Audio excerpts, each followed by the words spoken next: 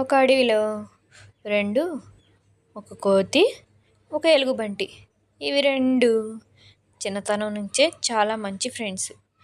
ఎలుగుబంటి పొగరు చూపిదు, కోతి మాత్రం దాన్ని ఎప్పుడూ అల్లరి పెట్టిస్తూ ఉంటుంది.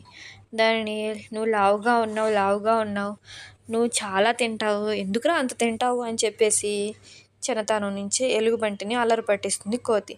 కానీ ఎలుగుబంటి ఏం ఫీల్ అవ్వదు, చాలా మంచితనంగానే ఉంటారు ఇద్దరు. కానీ ఎలుగుబంటి ఎప్పుడు చూసినా ఆకలి ఆకలి అంటుంది. అలా కోతికి మాత్రం అల్లరి పట్టించినా కానీ అదంటే చాలా ఇష్టంగానే ఉంటుంది. వాళ్ళకు ఒక 2 ఇళ్ళు ఉన్నాయి. ఆ 2 ఇళ్లల్లో పక్కపక్కనే ఉన్న కోతి ఎలుగుబంటి 2 నివసిస్తూ ఉంటాయి. ఒకరోజు ఎలుగుబంటి వచ్చి కోతి బావా నాకు బాగా ఆకలేస్తుంది, ఏమైనా పెట్టవా అంటూ కోతిని అడిగింది. కోతిని, నీకు ఆకలేస్తుందా నాయనా, నీకు ఆకలి గుర్తొస్తే నేను గుర్తొస్తానన్నమాట, నేనే పెట్టాలా నీకు అని చెప్పేసి ఎలుగుబంటి కాసేపు చతురాడి ఒక తేనె డబ్బాను దానికి ఇచ్చింది. అది తినేసి చాలా హ్యాపీగా ఫీల్ అయిపోయిందా ఎలుగుబంటి. థ్యాంక్ యూ బావా, నువ్వు నన్నాళ్ళు నాకు ఆహారానికి దిగులే ఉండదని చెప్పేసి కోతిని మెచ్చుకుంది. పోరా, ఎప్పుడు ఆకలి అంటావు అంటూ ఉంటుంది కోతి. పోనీలే బావా, అలా పోయి నీళ్ళు తాగేసిరా అని చెప్పేసి అనుకొని ఎలుగుబంటి వెళ్ళి నీళ్ళు తాగేసి వచ్చేసింది. ఇక వెళ్ళి ఇంట్లో గుర్రు పెట్టి నిద్రపోతుంది ఎలుగుబంటి. గురా గురా శబ్దానికి బాగా నిద్రపోతూ ఉంది. కానీ దానికి సడన్గా ఒక ఆలోచన వచ్చింది. ఆలోచన ఏమిటంటే, మనం మనుషుల్లాగా పంటలు ఎందుకు పండించకూడదు అని చెప్పేసి బాగా తెల్లవారింది. తెల్లవారేసరికి ఎలుగుబంటి నిద్ర లేచిన తర్వాత కోతి దగ్గరికి వెళ్ళి, కోతి బావా నాకు రాత్రి పడుకున్నాక ఒక మంచి ఆలోచన, ఒక ఐడియా కల్లోకి వచ్చింది బావా. మనం మనుషులు పండించినట్టు మనం పంటలను ఎందుకు పండించకూడదు, మనం ఆహారం కోసం వెతుక్కోవాలి, కానీ వాళ్ళు మాత్రం ఒకేసారి పండించుకొని దాచుకుంటారు, తర్వాత అవసరమవుతున్నప్పుడు తింటూ ఉంటారు. మనం కూడా అలాగే చేద్దామని చెప్పేసి కోతికి సలహా ఇచ్చింది ఎలుగుబంటి.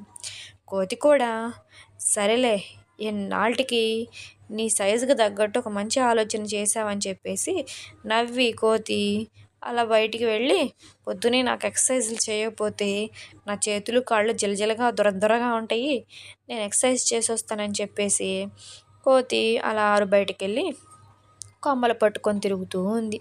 తిరిగిన తర్వాత ఎన్నాళ్ళకి ఎలుగుబంటి ఒక మంచి ఆలోచన చెప్పింది, అలాగే చేద్దాం అనుకుంది కోతి కూడా. ఇక ఇద్దరు కలిసి ఒక రైతు దగ్గరికి వెళ్ళి రైతు దగ్గర ఉన్న పొలాన్ని కౌలుకు అడిగి తీసుకున్నారు. అలా కౌలుకు అడిగిన తర్వాత, సరే బావా ఇంకేం పంటలు పండిద్దామా అని అనేది ఎలుగుబంటి. ఒరే మొద్దు వెదవా, ఈంతనే పంట పండించావంటే పంట రాదురా, దానికంటే ముందు కలుపు వస్తుంది, కలుపుని తింటావా ఏమిటి నువ్వు అని చెప్పేసి అవతాలు చేసింది కోతి. మరి ఏం చేయాలి బావా అనంది ఎలుగుబంటి. అప్పుడు కోతి అంటుంది, ఒక ట్రాక్టర్ని తెచ్చి పొలాన్ని దున్నిచ్చి పొలం ఫస్ట్ చదును చేయాలి, ఆ తర్వాత పొలం చదునుగా అవుతుంది, దాంట్లో మనం పంట పండించుకోవాలి అని చెప్పింది కోతి. అలాగే ట్రాక్టర్ వచ్చింది, దున్నింది, పొలాన్ని ఎట్టకేలకు చదును చేశారు, బాగా దున్నిచ్చి పెట్టారు. అలా దున్నిచ్చిన తర్వాత ఎలుగుబంటి వచ్చింది, కోతి కూడా వచ్చింది. బావా ఏం పంట వేద్దామని అంది.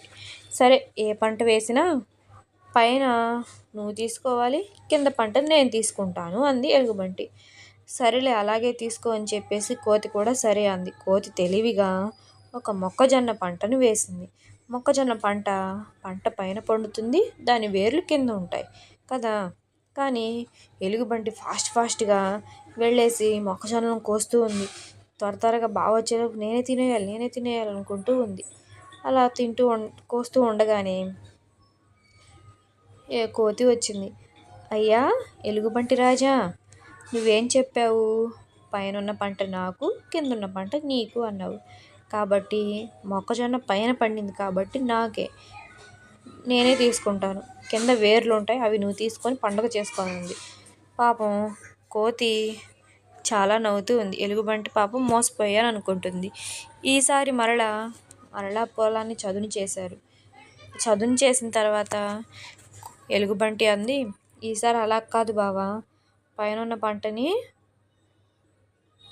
నువ్వు తీసుకో. కాదు, నేను తీసుకుంటాను, కిందన్న పంటను నువ్వు తీసుకో అంది. సరేలే, అలాగే చేద్దామని చెప్పేసింది కోతి. ఈసారి కోతి తెలివిగా మొక్క వేరుశనక్కాయ పంట వేసింది. వేరుశనక్కాయ పంటకి పంట కింద పండుతుంది, ఆకులు పైన ఉంటాయి. పాపం అది తెలియలేదు ఎలుగుబంటికి. అలాగే చేస్తూ ఉంది. పంట బాగా పండింది, వేరుశనక్కాయలు బాగా పండాయి. ఎలుగుబంటి వెళ్ళి గబగబా కోసుకోబోతుంటే కోతి వచ్చి, ఆగవయ్యా ఎలుగుబంటి రాజా, నువ్వేమన్నావు? కిందున్న పంట నాది, పైనున్న పంట నీది అన్నావు. ఒప్పందం ప్రకారం కిందున్న వేరుశనక్కాయలు నావి, పైన ఆకులని నీవి అని వేరుశనక్కాయలు మొత్తం తీసుకెళ్ళిపోయింది కోతి. తర్వాత మరలా పొలాన్ని చదును చేసి మరలా పంటను పండించాలనుకున్నారు. ఈసారి ఎలుగుబంటి, నేను 2 సార్లు మోసపోయాను కోతి బావా, పైన కింద నేనే తీసుకుంటాను, మధ్యలో నువ్వు తీసుకో అని అంది ఎలుగుబంటి. సరే, అలాగే చేద్దాం, దాందేముందని చెప్పేసింది కోతి. కోతి తెలివిగా చెరుకు పంటను వేసింది.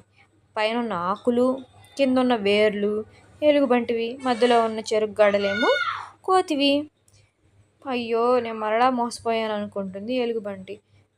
ఆ చెరుకు గళ్ళన్నీ తెంపుకొని ఇంటి దగ్గర పెట్టుకుంది. అయ్యో కోతి బావా, మరి నేను ఇంత మొద్దు వెదవనా? 3 సార్లు పంట పండించినాక నువ్వే తీసుకున్నావు అనే అంది. ఓరే తిక్కలోడా, ఓరే మందబుద్ధోడా, ఎప్పుడైనా ఇద్దరం కష్టపడి చేసినప్పుడు చెరుసగం అని చెప్పాలి కానీ పైన కింద అని చెప్పకూడదు. సరేలే రా వెళ్దామని చెప్పేసి ఇంటికి తీసుకెళ్ళింది. ఇంటికి తీసుకెళ్ళేసరికి పండించిన మొక్కజొన్నలు, వేరుశనక్కాయలు, చెరుకులు మొత్తం దాచి ఉంచింది కోతి. దాచుంచి, ఇవిగో తీసుకోరా, నీ కష్టం నాకెందుకు, నేను చతురుగా అన్నాలే, మన ఇద్దరికి చెరుసగం కష్టపడ్డాం కాబట్టి చెరుసగం పని చేసుకుందాం అని చెప్పేసింది. పాపం ఎలుగుబంటి నవ్వుతూ, ఏముందిలే బావా, ఎవరి కాడుంటే ఏమైంది, నీ కాడే ఉండనివ్వు, నేను రోజు వచ్చి నీ కాడే తింటాను అంది ఎలుగుబంటి. వామ్మో, నువ్వు తింటావా నా కాడికి వచ్చి, మొత్తం నువ్వే తినేస్తావు గట్టయితే ఇంకా నాకే ఉంటుంది అని చెప్పేసి కోతి కూడా నవ్వింది. ఇక వాళ్ళిద్దరూ మంచి ఫ్రెండ్స్. పిల్లలు, మీకు కూడా ఇలాంటి ఫ్రెండ్స్ ఉంటే ఎప్పటికీ వదులుకోకండి ప్లీజ్. మీకు ఈ కథ నచ్చినట్లయితే like, share and subscribe my YouTube channel please.